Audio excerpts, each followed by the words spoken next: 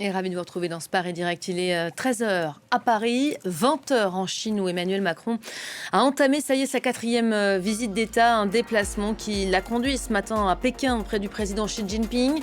L'un des grands enjeux de cette visite, c'est de tenter de convaincre les Chinois de faire pression sur leur allié russe pour arrêter la guerre en Ukraine. Ce conflit que nous allons vous raconter de l'intérieur pendant cette demi-heure, on va s'intéresser non pas aux avancées diplomatiques et à l'état du front, mais nous pencher sur l'état d'esprit de cette société civile ukrainienne. Nicolas Tenzer est mon invité. Bonjour et merci d'être avec nous. Nous serons également en direct avec notre correspondant à Kiev, Gulliver Krag. Bonjour Gulliver. Au sommaire de cette émission, Donald Trump en faiseur de paix, ça on le sait, en Ukraine, mais aussi en Afrique. Le chef de la Maison-Blanche accueille aujourd'hui à Washington les présidents congolais et rwandais, Kinshasa et Kigali, qui doivent parapher un accord censé mettre fin aux violences en RDC. On sera avec Aurélie Bazara à 13h30 depuis la RDC. Décryptage également en plateau dans le Club France 24. Ce sera à 14h en présence de Karim Yayaoui. Une demi-heure plus tard, derrière l'image, accueillera Cyril Payen. On reviendra sur la situation dans la bande de Gaza aujourd'hui et sur ce fameux point de passage de Rafah. L'annonce de sa réouverture prochaine donne un espoir concret, celui d'une bouffée d'oxygène pour des Gazaouis assiégés, d'un accès aux soins, mais aussi d'une possibilité de déplacement, d'un isolement qui pourrait s'alléger un peu plus. Mais c'est un espoir fragile. On décryptera tout cela ensemble en fin d'émission.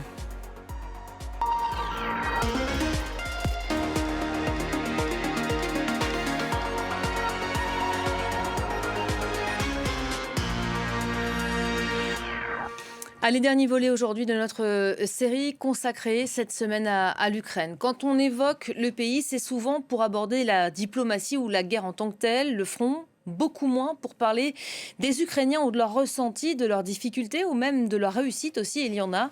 Dans le contexte diplomatique très dense que l'on vous narre chaque jour sur cette antenne, on a décidé aujourd'hui de donner la parole aux Ukrainiens, de traduire leurs espoirs, leurs craintes aussi. Et j'accueille Nicolas Tenzer en plateau. Bonjour. Bonjour. Merci d'être à nos côtés. Vous êtes politologue, enseignant à Sciences Po Paris, spécialiste des questions internationales et de sécurité. Et vous venez de sortir un dernier livre, Fin de la politique des grandes puissances aux éditions L'Observatoire. C'est vrai qu'au début de cette guerre, quand on devait qualifier les Ukrainiens, il y a un mot qui revenait en boucle de façon assez récurrente, c'est la résilience. Résilience face à l'épreuve, résilience aussi face à ce devoir qui s'est imposé comme ça du jour au lendemain de défendre son pays, ses terres. Si on vous posait la question aujourd'hui, comment qualifier les Ukrainiens? Est-ce que vous emploieriez le même mot, le même terme, résilience? J'emploierais, je dirais en même temps, c'est vrai qu'un seul mot ne résume pas. J'emploierais d'abord le mot de détermination. Moi, ce qui me frappe, d'ailleurs les sondages le corroborent, c'est la volonté d'aller jusqu'au bout, de ne pas céder. C'est bien sûr aussi, j'allais dire, le traumatisme. C'est la force. C'est la souffrance. Donc c'est l'ensemble, c'est-à-dire que, pour ça, enfin, résilience, oui, le terme, je le comprends d'ailleurs, parce que c'est un terme médical d'ailleurs, hein, ça veut dire que quelqu'un qui est affecté d'un handicap, d'une blessure, d'une maladie extrêmement grave, trouve le courage en soi pour surmonter, aller de l'avant, c'est ça que ça veut dire, mais ça veut dire que vous avez tous ces éléments contradictoires.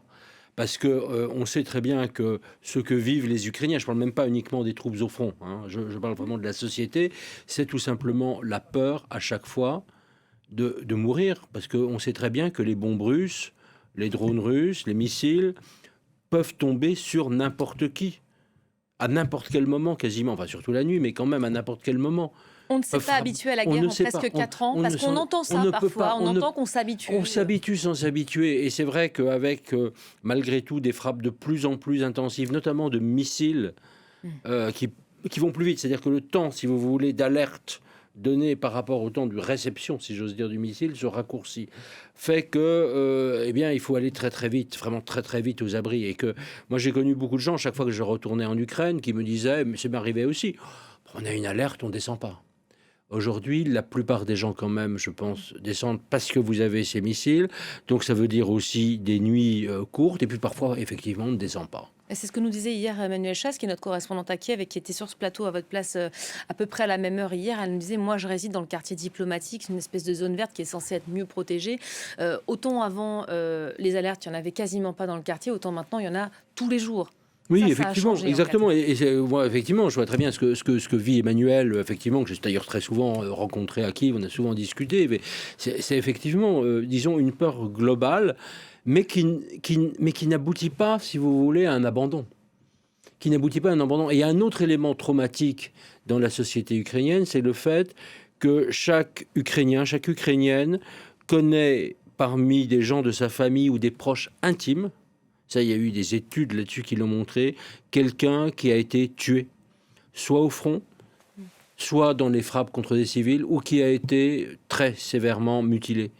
C'est-à-dire que la guerre, elle est entrée véritablement dans chaque famille. Il n'y a pas une partie qui serait en quelque sorte indemne. Et c'est ça, je crois aussi, qui est absolument terrible. Alors, on sait aussi que tous ces traumatismes, parce que c'est aussi des traumatismes, si vous voulez, parce qu'il y a aussi le manque de sommeil, hein, bien sûr, derrière tout cela, il y a la peur. C'est ce Il que y je a voulais vous aussi demander, la fatigue au bout de 4 ans. La fatigue, ça c'est la fatigue. une réalité Bien sûr, qui est bien de sûr. plus en plus concrète. Non? Ah oui, c'est l'épuisement. Et moi, je connais parfois des Ukrainiennes qui parfois, que je vois, qui viennent, par exemple, en France, que je rencontre quand elles viennent en France, et qui, je dirais, à l'étranger, alors, craignent pour leur famille qui est restée là, mais respirent, se reposent, dorment. Enfin, voilà. Et puis, il y a aussi toute une autre catégorie de la population dont il faut vraiment parler, ce sont les enfants. Parce que les enfants, évidemment, vivent un traumatisme particulier. Les enfants, à 5 ans, à 6 ans, à 7 ans, savent ce que c'est que cette guerre. Certains d'entre eux ont perdu leurs frères et leurs sœurs, puisque vous avez eu un très grand nombre d'enfants, probablement plus d'1 millier, assassinés par Poutine et son armée. Mais, je veux dire, ils savent de quoi il s'agit. Ils savent de quoi il s'agit et ils intériorisent. C'est-à-dire que normalement, un enfant s'exprime, si vous voulez, par rapport à son traumatisme, et qui a même d'ailleurs des techniques pour faire sortir son angoisse. Et là, l'enfant, en fait, qui est prématurément, si j'ose dire, vieilli, adulte, intériorise ça. Qu'est-ce que ça va donner après comme traumatisme, au-delà des syndromes post-traumatiques des soldats, ce qui est autre chose, qu'est-ce que ça va donner après? Il y a déjà toute une génération d'enfants qui n'a pas connu la vie en temps de paix. C'est intéressant, vous me parlez des enfants, je n'avais pas prévu de commencer par là, mais on va rebondir. Les enfants, il y a ceux qui ont vu leur père partir au front, ceux qui ont perdu un proche, ceux qui ont vu aussi un frère ou une sœur enlevés par les forces russes. C'est vrai que c'est un aspect qu'on évoque moins souvent dans cette guerre. Il y a à peu près 20 000 enfants ukrainiens qui auraient été enlevés par la Russie, enfants enlevés au début de la guerre. La femme de Volodymyr Zelensky, elle se bat pour leur retour dans leur pays. Ce sont des jeunes qui sont envoyés dans des camps. Il y a à peu près 200 camps qui ont été créés, endoctrinement, entraînement militaire forcé, dortoirs et camps. Le sujet est souvent absent des discussions de paix. C'est Elliot Samuel qui nous en parle aujourd'hui. Regardez. Sur le t-shirt de cette femme, les photos de ses 2 petits-enfants. Au début de la guerre en Ukraine, ils étaient placés dans un orphelinat de Kherson après une crise familiale.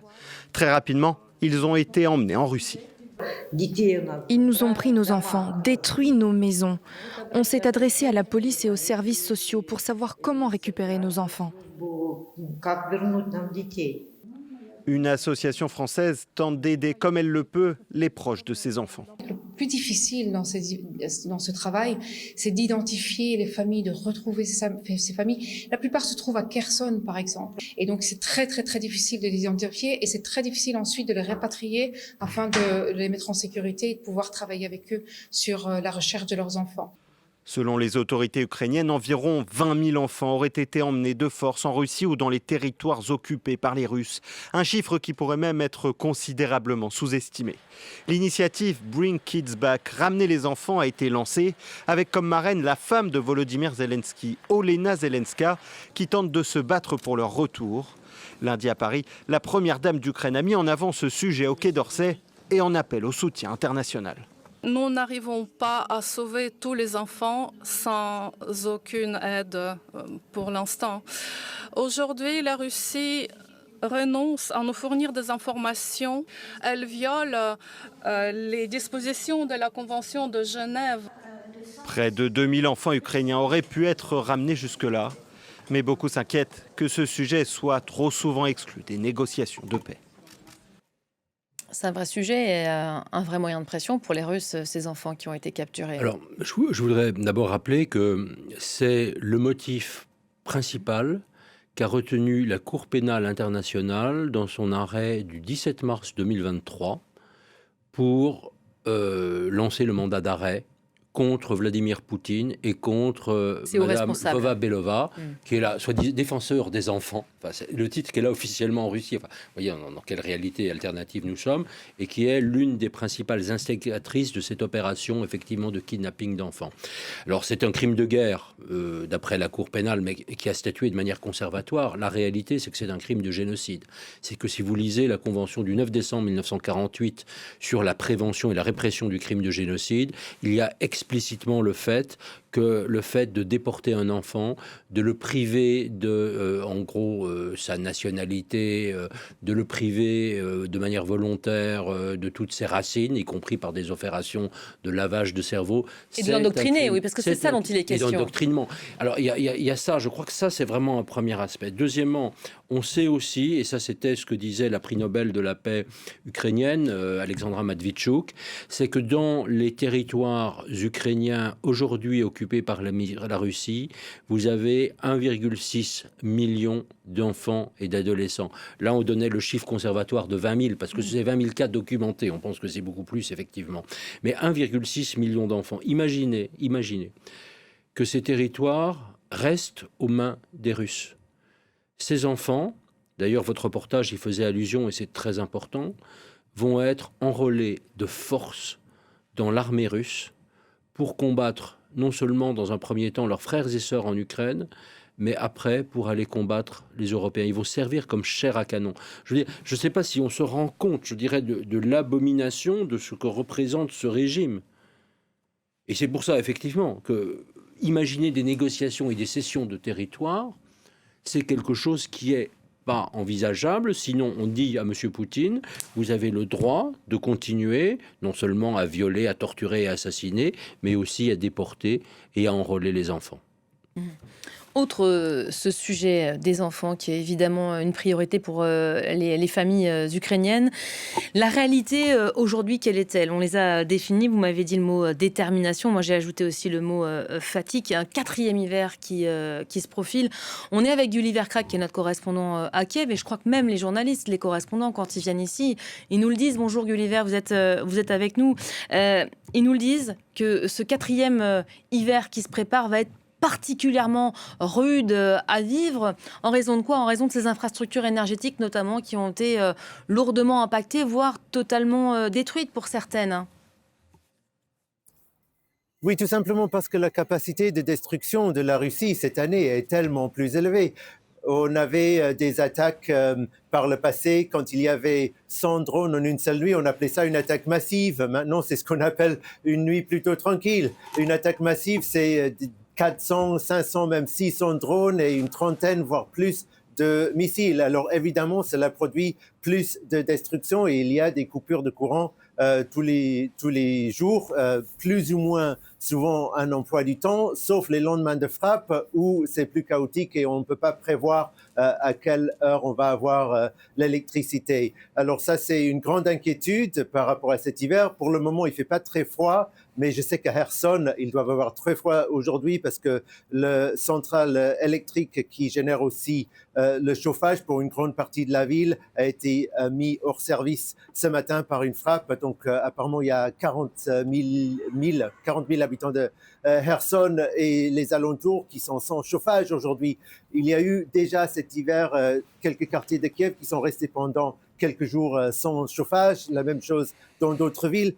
Tout de même, je pense que ce qui inquiète plus les Ukrainiens en ce moment, et cela correspond à ce que Nicolas Tenzer disait par rapport au fait que tout le monde connaît quelqu'un qui combat, qui est sur le front, c'est la situation dans le Donbass, dans l'Est, où la Russie progresse et l'Ukraine manque de personnel. Et c'est vraiment une situation très inquiétante. Alors, manque de personnel et aussi est à la recherche toujours de moyens. Hein. Cette aide financière des Américains, mais aussi des Européens. Il se trouve que l'Allemagne, aujourd'hui, ce matin, a promis une aide supplémentaire de 100 millions d'euros à l'Ukraine pour réparer, dit-elle, ses infrastructures énergétiques. On en parlait à l'instant. Elle veillera que cet argent soit strictement réservé à cette utilisation, parce qu'il y a ce scandale de corruption que vous nous avez souvent évoqué ici, Gulliver Krak, qui est quand même ébranle le gouvernement de Kiev. Nicolas Tenzer, j'aimerais vous entendre là-dessus. Ça, c'est un sujet aussi pour les Ukrainiens aujourd'hui, la corruption. Oui, bien sûr, c'est un sujet pour les Ukrainiens, mais c'est pas récent, mais c'est vrai qu'en temps de guerre, et notamment le dernier scandale qui a touché quand même tout le secteur de l'énergie, évidemment, dans le contexte que Gulliver Krak a décrit, est évidemment quelque chose qui est particulièrement reçu. Moi, ce que je vois, c'est qu'en revanche, vous avez, je dirais, toutes les organisations de la société civile, des ONG, avec notamment beaucoup d'Ukrainiennes qui sont à la tête de ces organisations, qui considèrent que c'est un point absolument central sur lequel l'Ukraine doit devenir absolument exemplaire. Et ce sont les mêmes qui demandent d'ailleurs beaucoup plus d'aide, parce que l'aide de l'Europe quand même est à la fois importante, mais elle est quand même dérisoire par rapport à ce que nous pourrions faire en termes d'armement, qui demandent plus d'aide, qui demandent le gel des avoirs russes gelés je dirais, par les avoirs de la Banque centrale russe, en particulier, qui gelait en Bruxelles. J'espère qu'on va y arriver. Enfin, c'est une évidence qu'il faut le faire. Je veux dire, et ce sont les mêmes, si vous voulez, qui sont à la tête de ces organisations-là. Donc c'est un sujet. Et donc je vois qu'il y a eu une satisfaction aussi, d'ailleurs, quand le président Zelensky a décidé de se séparer de son proche, parce Andriy que Yermak était depuis très longtemps, moi je vois dans les discussions que j'avais depuis très longtemps en Ukraine, et pas seulement de la part des opposants du président Zelensky, parce qu'il y a des partis d'opposition, c'est comme une démocratie l'Ukraine, c'est pas la Russie, mais beaucoup de gens disaient, mais pourquoi est-ce qu'il protège ? Alors, il n'est pas corrompu sans doute lui-même, mais il protège un certain nombre de personnes. Ce n'était pas acceptable. Donc, ils veulent aller jusqu'au bout. Bon, maintenant, je rappellerai quand même dernièrement que l'Ukraine, c'est le 104e rang en termes de lutte en termes de pays les plus corrompus du monde. La Russie, c'est plus de 155. Bon. On accuse d'ailleurs la Russie d'instrumentaliser le sujet de la corruption pour essayer de discréditer Volodymyr Zelensky, qui aujourd'hui se retrouve isolé. Je crois que Gulliver Krak, qui nous entend sur ce sujet de la corruption, et on peut le comprendre, a envie de réagir et d'ajouter quelque chose, Gulliver. Il y a juste une petite nouvelle positive qui est que hier, le détective du Bureau national anticorruption qui avait été emprisonné en juillet a été libéré, pour le moment sous caution. Mais je pense que ses avocats maintenant ont confiance que le procès contre lui, qu'ils estiment politiquement motivé, et motivé surtout en fait par Andriy Yermak, qui voulait faire en sorte qu'il soit puni pour avoir permis à faire la lumière sur cette grande scandale de corruption. Donc Ruslan Medrasulov est en liberté, mais aujourd'hui les activistes anticorruption publient des photos de la cellule où il a été détenu pendant 4 mois. Ils réclament la démission du procureur général. Ils disent qu'Andriy Yermak et sa démission, c'est pas suffisant. On voit que la société civile est toujours extrêmement active sur ces questions. Andriy Yermak, d'ailleurs, maintenant parti, Zelensky se retrouve très isolé. Et on sait que c'était plus qu'un bras droit, c'était un proche, un pilier pour lui aujourd'hui.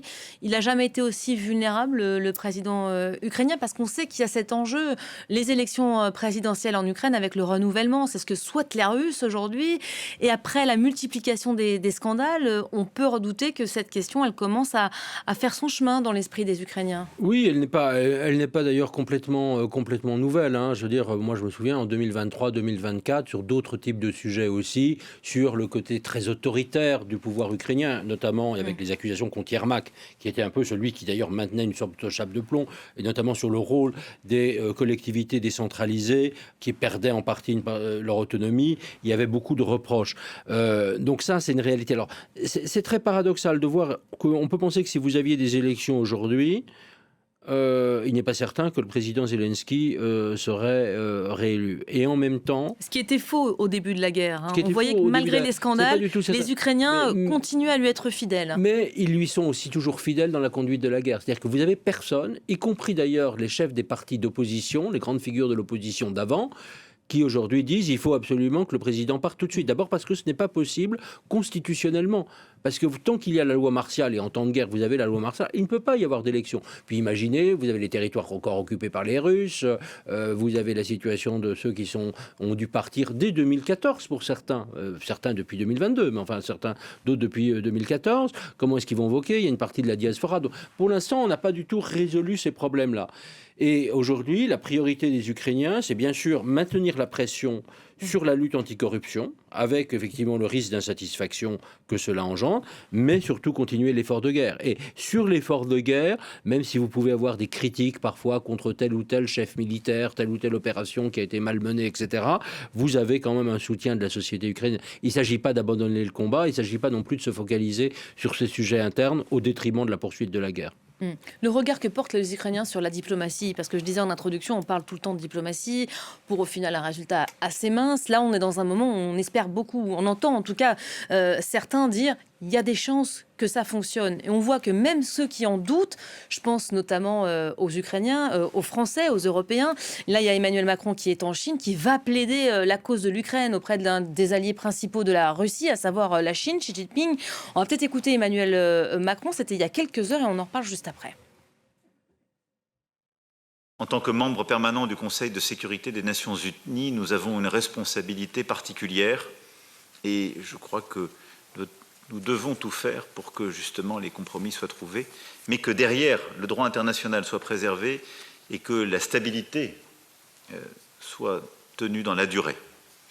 J'espère que la Chine pourra se joindre à notre appel et à nos efforts pour parvenir dans les meilleurs délais à tout le moins à un cessez-le-feu sous la forme d'un moratoire sur les frappes visant les infrastructures critiques. C'est clé pour l'hiver qui vient, puisqu'aujourd'hui, les infrastructures civiles et en particulier énergétiques sont toujours sous le feu russe, mais plus largement que nous arriverons à œuvrer ensemble pour cette paix juste et durable, c'est-à-dire respectueuse du droit international. Gulliver Krag qui est encore avec nous. On vous témoigne chaque jour de ces grandes déclarations des uns et des autres, qui que ce soit. D'ailleurs, il y a Poutine ce matin qui s'est dit très satisfait de la rencontre, qui a jugé le rendez-vous très utile avec la délégation américaine, même son classe à Washington. Trump a dit ça avance, ça progresse. Bon, on voit qu'il tempère quand même Emmanuel Macron en Chine, mais quand même qui essaye d'y aller ses arguments auprès de Xi Jinping. Ça, c'est la diplomatie. Ils ressentent quoi, les Ukrainiens? Il y a un décalage entre tout ce qui se dit là-haut et ce qui se passe au sol en Ukraine? Absolument. Il y a un grand décalage entre ce que disent le président, les ministres ukrainiens, les membres de l'équipe des négociateurs, qui doivent évidemment jouer le jeu, se montrer ouverts à toute proposition, et ce que disent les experts et généralement dans l'opinion publique. Pour eux, il est clair depuis des semaines maintenant que Vladimir Poutine n'avait jamais l'intention de signer un quelconque plan de paix et qu'il veut juste diviser les alliés de l'Ukraine et éviter un durcissement des sanctions. Alors la frustration, même avec les médias occidentaux, je ressens que la frustration augmente. Combien d'attention est portée à ces négociations qui, pour les Ukrainiens, il est absolument clair qu'ils ne vont pas porter fruit. On voit bien que quand Jared Kushner et Steve Witkoff ont rencontré Vladimir Poutine, en gros, il a mis 5 heures à leur dire non à la proposition qu'il leur avait amenée. C'est exactement ça qu'on passe notre temps à commenter. Merci beaucoup Gulliver Krag. Nicolas Tenzer, peut-être pour conclure, on en revient à cette diplomatie, ces longues séquences, ça nous sert depuis déjà plusieurs semaines ici. Gulliver nous dit il y a un immense décalage entre tout ça et ce qu'on vit, nous, sur le terrain chaque jour. Premièrement, je confirme tout à fait ce que disait Gulliver Krag. Tous les contacts que j'ai avec les Ukrainiens ou Ukrainiennes, tous me disent exactement la même chose. Et je vais vous dire, ils ont raison. Ils ont raison parce que tout simplement, on est sur un théâtre d'ombre. Alors effectivement, le président Zelensky et son équipe de négociateurs, Umerov et les autres, disent oui, bon voilà, on avance, etc. Parce qu'ils ne veulent pas brusquer Trump. Et ils se disent on va aller jusqu'au bout parce qu'on espère quand même garder un peu le renseignement militaire américain qui est quand même pas totalement indispensable, mais quand même fort utile. Et puis la réalité, c'est qu'il n'y aura pas d'apport de paix. Il n'y aura pas d'accord de paix. Et d'ailleurs, c'est pas une mauvaise chose qu'il n'y ait pas d'accord de paix, je vais vous le dire. Et les Ukrainiens pensent exactement la même chose. Il n'y aura pas d'accord de paix parce que la Russie ne veut pas la paix. La Russie veut continuer à massacrer, tuer, envahir, détruire, etc. Veut aller dans sa guerre jusqu'au bout. Que de toute manière, pour les raisons que j'ai indiquées, il n'est pas du tout question pour les Ukrainiens d'accepter, je dirais, un plan type le plan russe, vous savez, de Dmitriev, Vitkov, c'est évidemment totalement inacceptable. Et que même le plan... On les voit derrière vous en train de se balader à Moscou, notamment sur la place rouge, pendant que Poutine attendait de les recevoir. Il y a une histoire qu'on retrouve dans un dessin humoristique polonais, où on voit la porte-parole de la Maison-Blanche qui annonce les rencontres entre Vitkov et puis ses homologues russes, et un journaliste qui demande, mais alors où sont les Américains dans l'histoire ? Je veux dire, c'est vraiment, je dirais ça, c'est vraiment cette réalité-là. Donc il n'y a plus de confiance, mais ça je l'ai vu déjà en 2024 quand je discutais, il n'y a plus de confiance envers les Américains, il n'y en avait déjà pas beaucoup envers Biden, mais au moins il disait, bon, quand même ça tient. Envers les Européens peut-être pour finir, la confiance ? Un peu plus. Mais vous savez, moi c'est les Ukrainiens, quand ils m'en parlent, ils me disent, nous devons gagner notre autonomie stratégique. Nous comptons sur nos drones, nous comptons sur nos futurs missiles Flamingo, nous comptons sur nos renforcements de notre force, nous partons des coups très sévères à la Russie. Finalement, d'ailleurs, effectivement, les Russes ont un peu progressé, mais ils n'ont jamais que 19,3% exactement du territoire ukrainien. Donc ils ne sont pas prêts de gagner la guerre. Il faudrait plus de 60 ans pour qu'ils envahissent complètement l'Ukraine. Donc nous sommes là pour résister, nous allons résister et finalement nous vaincrons. C'est ça l'état d'esprit de la majorité, pas tous, des Ukrainiens. Ils sont prêts à aller jusqu'au bout. Merci beaucoup Nicolas Tenzer d'avoir porté la voix ici à Paris de ces Ukrainiens avec qui vous êtes en contact régulier. Merci aussi à Gulli Verkrank, notre correspondant à Kiev, qui était avec nous pendant cette demi-heure. C'est la fin de l'info du jour, mais vous restez avec nous. On se retrouve dans quelques instants pour le journal. À tout de suite.